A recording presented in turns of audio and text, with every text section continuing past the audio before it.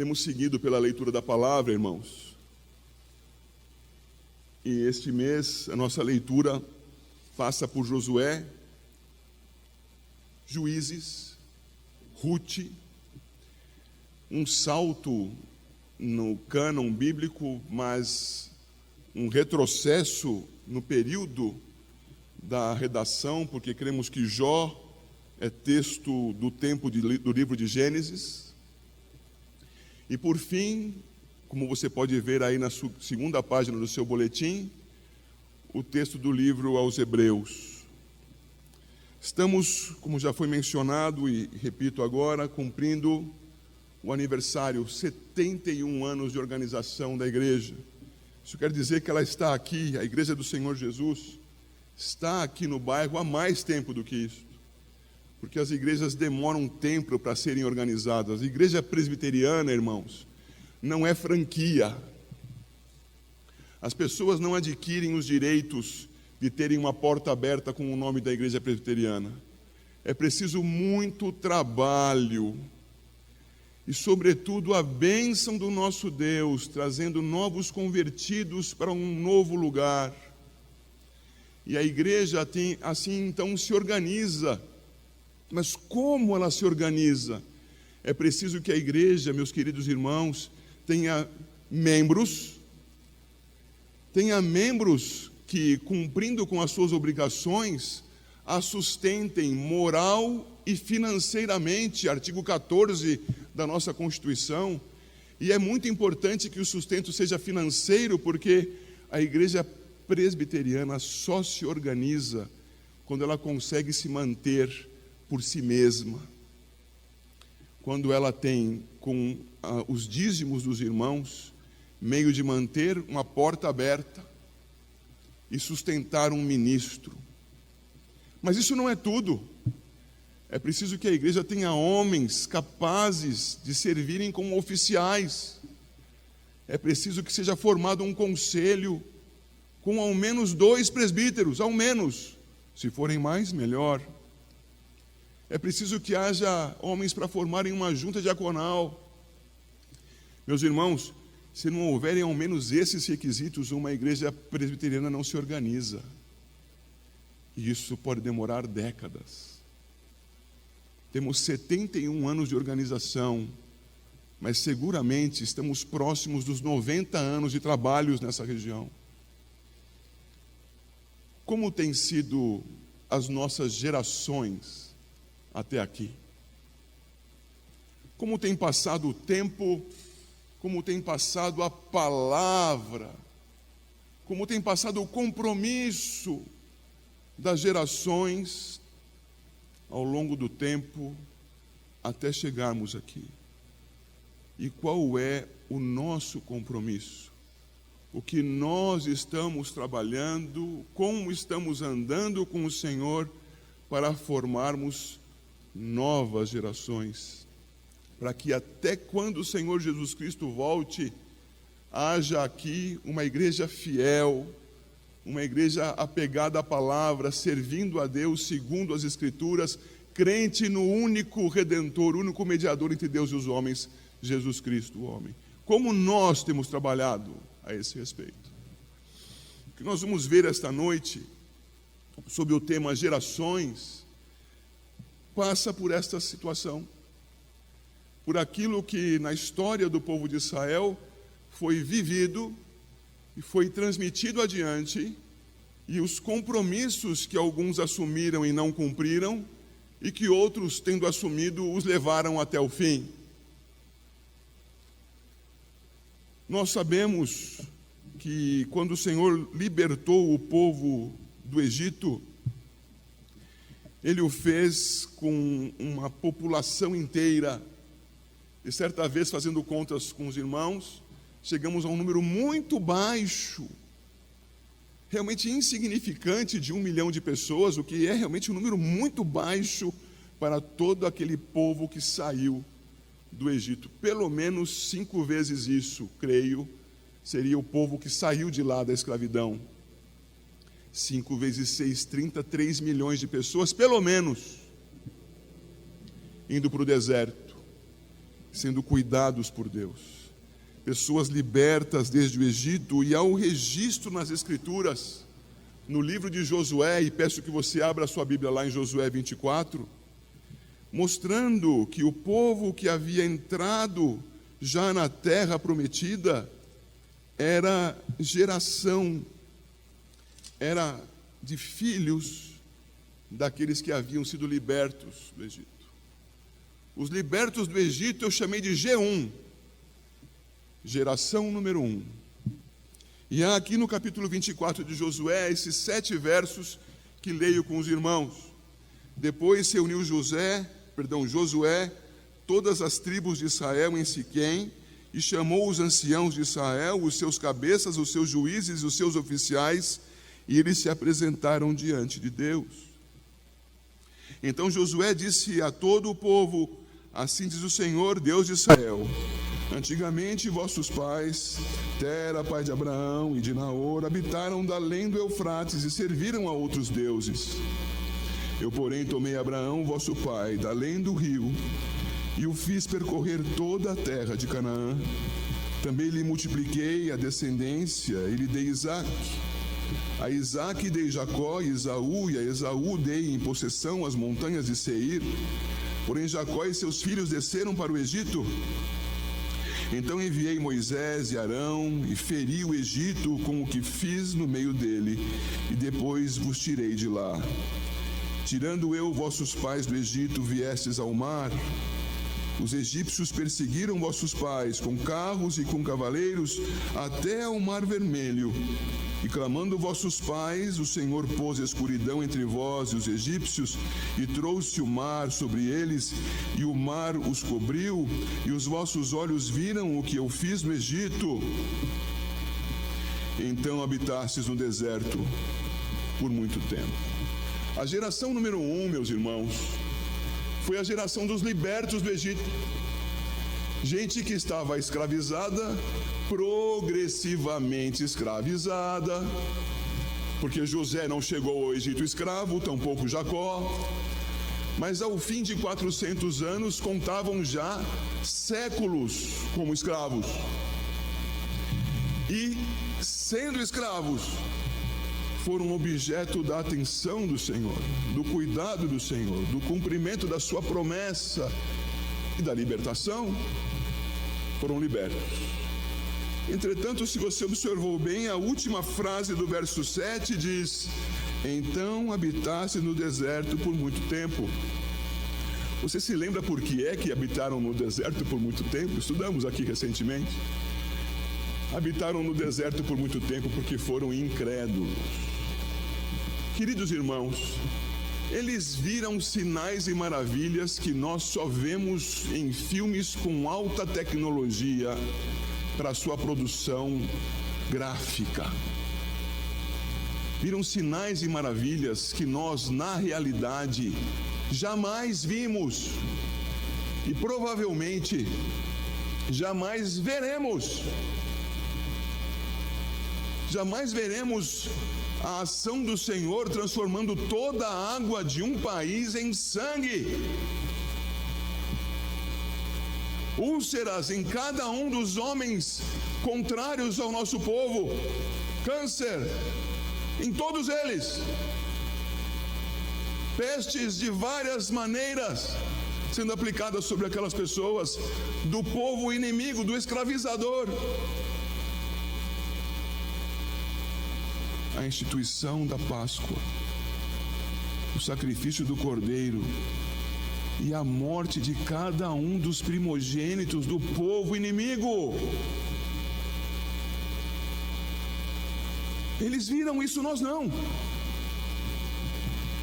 Eles viram o maná caindo do céu e viram isso depois do Senhor abrir um mar e sepultar no mar todo um exército inimigo. Eles viram o Senhor transformar uma água amarga em água potável. Eles viram o Senhor preservando as suas roupas, dando a eles as codornizes, lembra-se de Números 11, carne para todos. Viram isso, mas não creram. A palavra diz lá em Hebreus capítulo 3, peço que você me acompanhe até lá, por favor. Já voltaremos para o texto de Josué. Hebreus, Epístola aos Hebreus, em seu capítulo 3.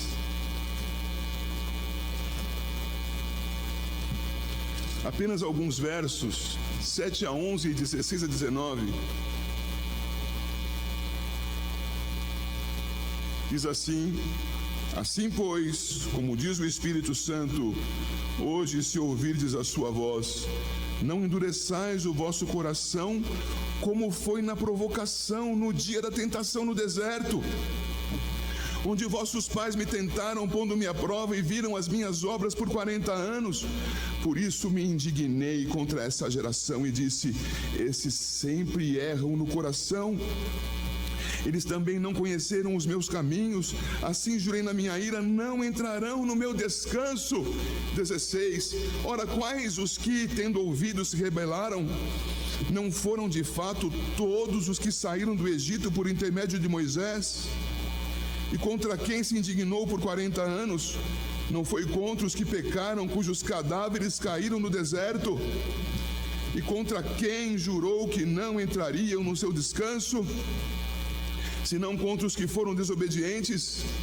Vemos, pois, que não puderam entrar por causa da incredulidade. Irmãos, milagres Deus os faz ainda hoje. Milagres falam de Deus. Milagres amparam a palavra de Deus, dizendo de quem aquela palavra realmente é. Os milagres não salvam. Os milagres diante de olhos incrédulos não produzem efeito algum. Os milagres que foram feitos no Egito e no deserto são impossíveis de serem repetidos. São coisas grandiosas. São coisas peculiares àquele momento, vistos por uma grande multidão. Milhões de pessoas, além dos egípcios. E tudo que os milagres fizeram foi dar mostras de quem é que cuidava daquele povo, de quem é que os libertava, porque os milagres não salvaram. Toda uma geração de incrédulos caiu morta no deserto. E eu volto a Josué 24 e vejo novamente a parte final do verso 7: e habitastes no deserto por muito tempo. Por quê? Por causa da incredulidade. Essa é a geração número 1. A geração que teve sinais e maravilhas diante dos seus olhos, mas não teve fé no Deus verdadeiro. Há uma segunda geração, os filhos daqueles incrédulos. E está o texto aqui em Josué, a partir do 8 e até praticamente o final do capítulo, e eu peço a sua atenção.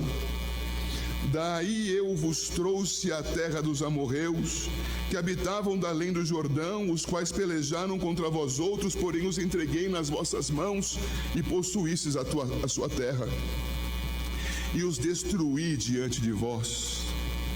Levantou-se também o rei de Moabe, Balaque, filho de Zippor, e pelejou contra Israel. Mandou chamar Balaão, filho de Beor, para que vos amaldiçoasse. Porém eu não quis ouvir Balaão, e ele teve que vos abençoar, e assim vos livrei da sua mão. Passando vós o Jordão e vindo a Jericó, os habitantes de Jericó pelejaram contra vós outros, e também os amorreus, os ferezeus, os cananeus, os heteus, os girgazeus, os heveus e os jebuseus, 7 povos. Porém os entreguei nas vossas mãos. Enviei vespões adiante de vós, que os expulsaram da vossa presença, bem como os 2 reis dos amorreus, e isso não com a tua espada, nem com o teu arco. Dei-vos a terra em que não trabalhastes, e cidades que não edificastes, e habitais nelas.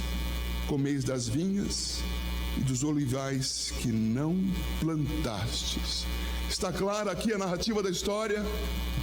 Diante dessa narrativa, seguirei já com a leitura. É preciso que você se localize.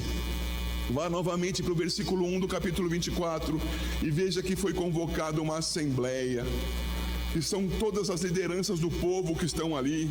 Veja lá, reuniu todas as tribos, os anciãos, os cabeças, os juízes, os oficiais, percebem? E então o versículo 2 diz: então Josué disse a todo o povo. É uma grande assembleia. Essa assembleia solene está sendo convocada, foi convocada, está sendo exposta à sua história. Não para que eles façam a manifestação de um desejo do seu coração, mas para que eles demonstrem que o seu coração já está convertido a um Deus que é o único verdadeiro. Que o seu caminho está sendo trilhado porque este Deus que os amou e que deles cuida, e cuidava então, e posso dizer, cuida de nós hoje, este Deus é o único verdadeiro e só Ele pode ser seguido. Essas pessoas com tal consciência vão manifestar-se em assembleia, não pensando: o que faremos agora diante da pergunta de Josué, que já lerei, do desafio de Josué, e sim dando um passo à frente, dizendo: é isto que aconteceu e nós confirmamos, só Ele é Deus e só nele cremos. Vejam o texto 14. Agora, pois, temei ao Senhor e servi-o com incredulidade e com fidelidade. Deitai fora os deuses aos quais serviram vossos pais da além do Eufrates e no Egito, e servi ao Senhor. Porém, se vos parece mal servir ao Senhor, escolhei hoje a quem servais, se aos deuses a quem serviram vossos pais que estavam da além do Eufrates, ou aos deuses dos amorreus em cuja terra habitais. Eu e a minha casa serviremos ao Senhor. Então respondeu o povo e disse: longe de nós o abandonarmos o Senhor para servirmos a outros deuses, porque o Senhor é o nosso Deus. Ele é quem nos fez subir, a nós e a nossos pais, da terra do Egito, da casa da servidão, quem fez esses grandes sinais aos nossos olhos e nos guardou por todo o caminho em que andamos e entre todos os povos pelo meio dos quais passamos. O Senhor expulsou de diante de nós todas essas gentes, até o amorreu, morador da terra. Portanto, nós também serviremos ao Senhor, pois Ele é o nosso Deus. Observem, meus irmãos, o que se faz aqui não é uma proposta para que o povo escolhesse entre Deus e outros deuses falsos, e sim que eles assumissem o seu compromisso com o único Deus verdadeiro, que estava guardando e cuidando desse povo por toda a sua existência. É uma confrontação que Josué faz. E eles respondem: não há meio de nós escolhermos entre os deuses dos nossos pais. 24, verso 2. Não há meio. Não há meio de escolhermos entre o verdadeiro e os deuses dos egípcios. Não há meio.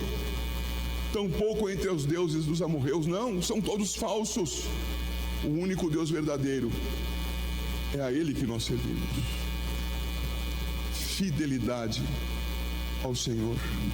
Uma fidelidade, irmãos, que eu convoco a cada um dos presentes aqui a raciocinar, a pensar e a se comprometer uma vez mais diante do Senhor. Que a palavra de Josué que vem a seguir é muito forte. Acompanhe. 19. Então Josué disse ao povo: não podereis servir ao Senhor, porquanto é Deus santo, Deus zeloso, que não perdoará a vossa transgressão, nem os vossos pecados. Se deixardes o Senhor e servirdes a deuses estranhos, então se voltará e vos fará mal e vos consumirá, depois de vos ter feito bem. Então disse o povo a Josué: não, antes serviremos ao Senhor.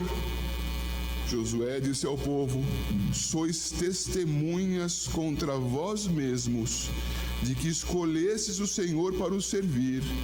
E disseram: nós o somos.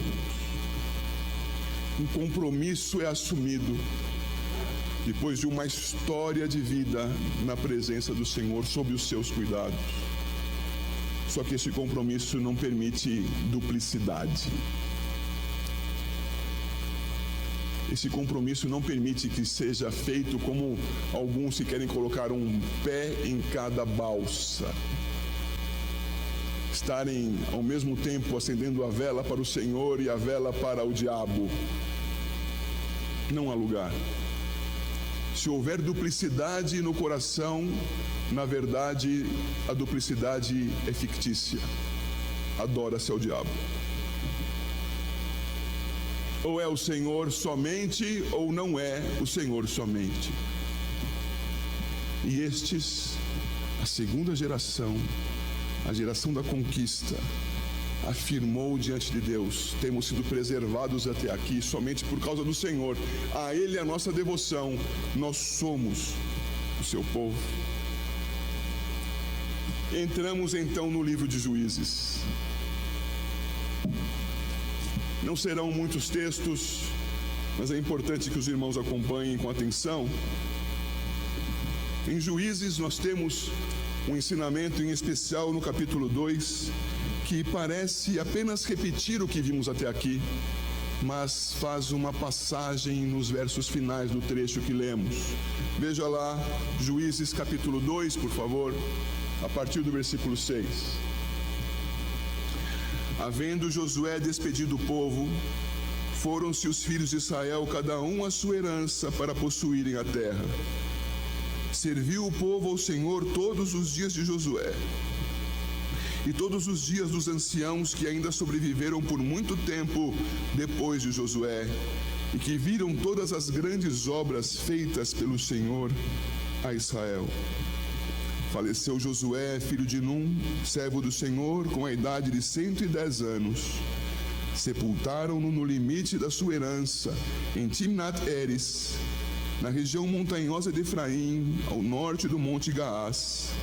Foi também congregada a seus pais toda aquela geração. Eu paro um instante.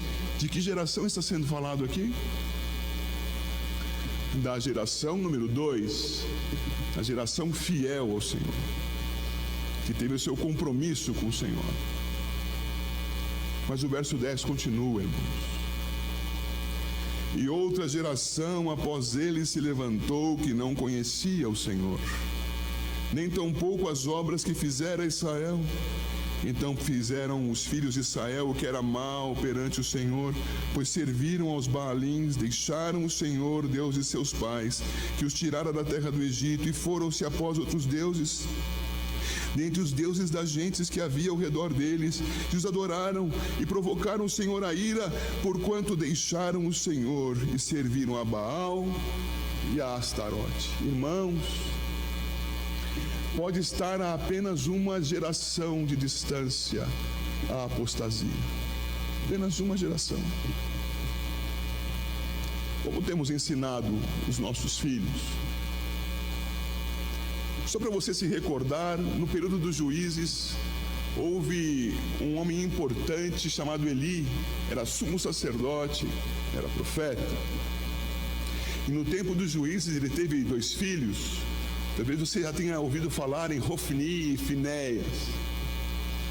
Os filhos de Eli eram muito bem tratados por ele. Os filhos de Eli não recebiam um não de seu pai. Eram a geração de açúcar de hoje. Eram muito bem tratados. Papai, quero aquilo. É seu, meu filho. Papai, não quero aquilo outro. Tudo bem, filho, não precisa.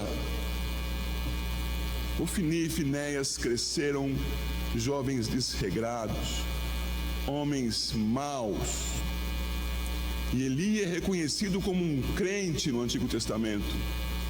Seus filhos, por outro lado, uma geração depois, mal orientados, mal educados, certamente dentro da determinação de Deus, mas na história, sob sua responsabilidade, de Eli como pai falho e dos próprios como pecadores ante Deus, foram instrumentos para a entrega da Arca da Aliança, do domínio de Israel para o inimigo do povo. Isso aconteceu nos dias de Samuel, e você pode ver isso nos primeiros 4 a 5 capítulos do primeiro livro do profeta Samuel. Uma geração.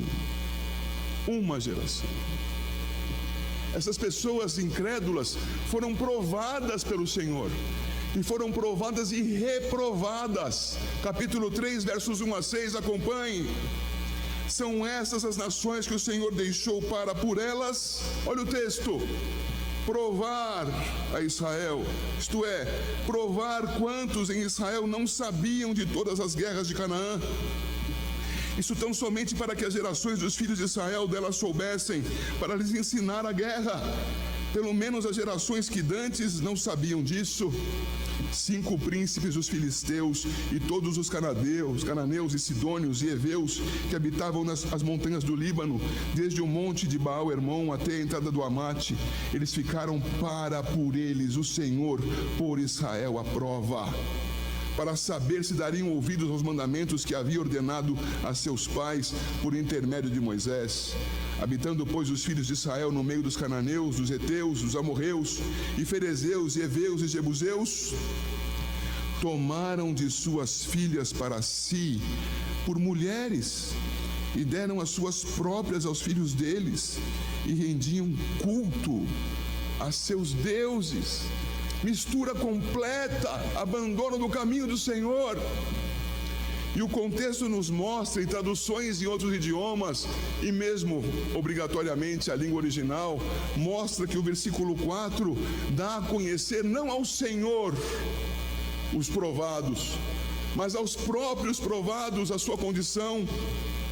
Como os versos 1 e 2 nos dão a entender, o Senhor os colocou à prova, para que eles conhecessem a quem serviam e quando não serviam, o que acontecia, a derrota, a escravidão, a morte, por causa da sua infidelidade. Reprovados, irmãos, e inconstantes. Vejam, por favor, que o texto segue aqui em Juízes e nos mostra como essas pessoas eram inconstantes. Verso 7. Os filhos de Israel fizeram o que era mal perante o Senhor e se esqueceram do Senhor seu Deus e renderam culto aos Baalins e ao poste ídolo. Então a ira do Senhor se acendeu contra Israel e ele os entregou nas mãos de Cusar-Risataim, rei da Mesopotâmia. E os filhos de Israel serviram a Cusar-Risataim 8 anos. Clamaram ao Senhor os filhos de Israel, e o Senhor lhes suscitou o libertador, que os libertou. Otniel, filho de Kenaz, que era irmão de Calebe, mais novo do que ele, veio sobre ele o Espírito do Senhor, e ele julgou a Israel. Saiu a peleja, e o Senhor lhe entregou nas mãos a Cusar-Risataim, rei da Mesopotâmia, contra o qual ele prevaleceu. Então a terra ficou em paz durante 40 anos. Otniel, filho de Kenaz, faleceu. E o que acontece? Tornaram então os filhos de Israel a fazer o que era mal perante o Senhor. Inconstantes, só seguiam a Deus se houvesse alguém que lhes orientasse. Não eram capazes de seguir a Deus, só o faziam de maneira mais ou menos ordeira se estivessem com um homem diante dos seus olhos. Não eram crentes de fato, eram participantes de uma organização social. Inconstantes. Meus queridos, isso tudo está sendo exposto aos irmãos, para que nós nos demos conta de nós mesmos. Quem somos nós? 71 anos, aniversário da igreja. Quem somos nós? Somos libertos e incrédulos? Somos dos fiéis ao Senhor da segunda geração? Somos os reprovados e inconstantes da terceira geração? Ou somos, Hebreus capítulo 3, dessa outra estirpe, dessa outra qualidade de gente, pela graça de Deus e certamente por nossos compromissos em resposta à sua graça? Coloquei uma sigla comprida ali, em vez de G1, G2, G3, olha que bagunça, GC2FP, que coisa horrorosa. O que será que é isso? Geração de crentes, 2F, fraterna, fiel e perseverante. Tudo isso aí. Olha o texto, Hebreus 3, de 12 a 14. Coloquei essa sigla para você ficar mesmo pensando que esse cara está mesmo maluco. Mas vá para o texto. 3:12 aos Hebreus. Tende cuidado, irmãos, jamais aconteça haver em qualquer de vós perverso coração de incredulidade que vos afaste do Deus vivo. Geração crente, portanto, não geração incrédula. Geração crente, GC. Continua o texto. Pelo contrário, exortai-vos mutuamente cada dia, durante o tempo que se chama hoje, a fim de que nenhum de vós seja endurecido pelo engano do pecado. Exortai-vos mutuamente. Isto implica em fraternidade, em estarmos juntos, em cuidarmos uns dos outros, em nos amarmos ao ponto de nos preocuparmos uns com os outros e dizermos, mesmo que com alguma severidade: irmão, sai do caminho do pecado, segue a Deus, crê em Deus, viva para Deus. Ou estamos juntos para isso, ou só vamos descobrir que o pecado tomou conta da vida de alguém décadas depois. Juntos, nos ajudando, exortando-nos mutuamente, para que nenhum de nós seja endurecido, isto é, para que nós continuemos fiéis. Então, na minha brincadeira com a sigla, coloquei 2F, fraternos e fiéis. E o texto segue para o 14 e diz: porque nos temos tornado participantes de Cristo, se de fato guardamos firme até o fim a confiança que desde o princípio tivemos. Por favor, pegue o seu boletim, veja o texto que está no nosso emblema.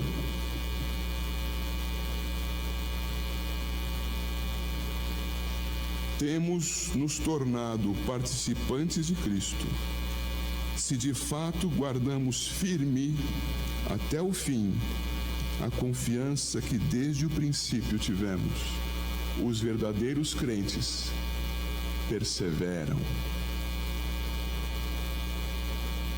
Geração crente, fraterna, fiel, perseverante. Somos essa geração? Deus abençoe a igreja que se reúne nesta casa, em nome de Jesus.